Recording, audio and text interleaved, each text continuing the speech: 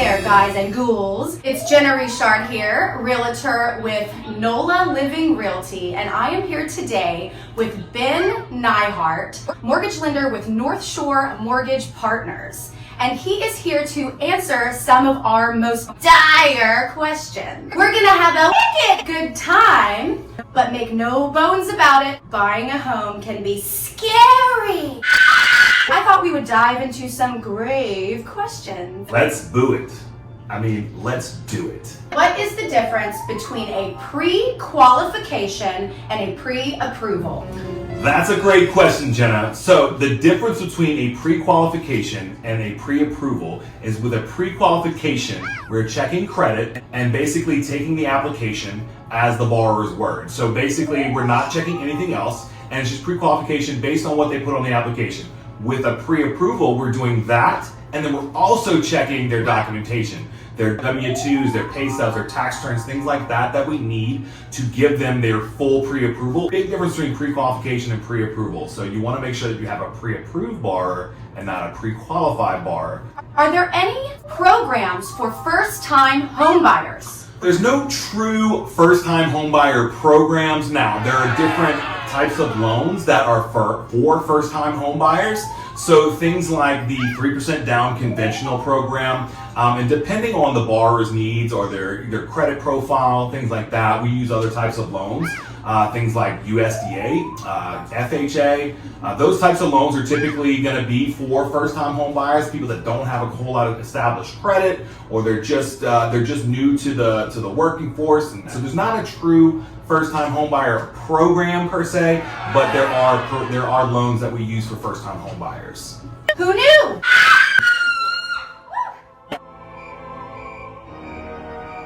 All right, Ben, how much of a down payment does a potential home buyer need? So that's a very good question too, and this is a big misconception when people are buying a home. They think they need 20% to buy a house. There are programs out there that will allow you to have 0% down. So the USDA program and then also a VA loan will also not require to have a down payment. But then there's programs that like a conventional 3% down, and then FHA is only 3.5% down. So there are programs out there, if you don't have a lot of money, you can still buy a house. Is the minimum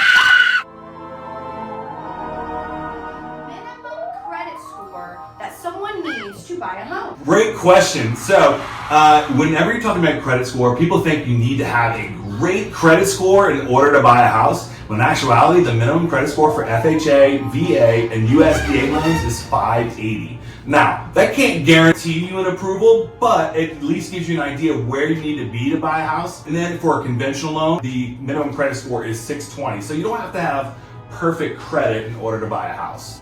Tell me more about a devil donor! I think you mean angel donor.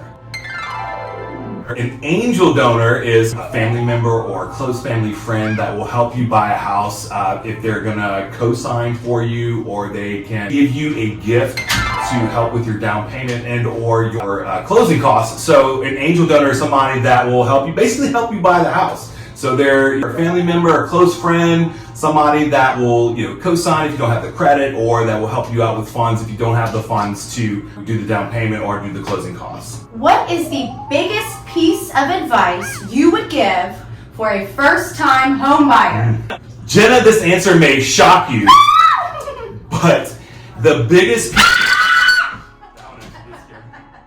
always use a realtor. I've said it once, I've said it twice. You're always going to want to use a realtor, especially if you're a buyer. Because if you're a buyer and you're buying a house, a realtor costs you nothing. So always use a realtor, guys. They're there to protect you, there to negotiate a great deal for you, and then always they're there to just help guide you along the way. So always, always, always use a realtor. This has just been spooktacular. Thanks for carving out time for me and the viewers. Jenna, it was such a treat.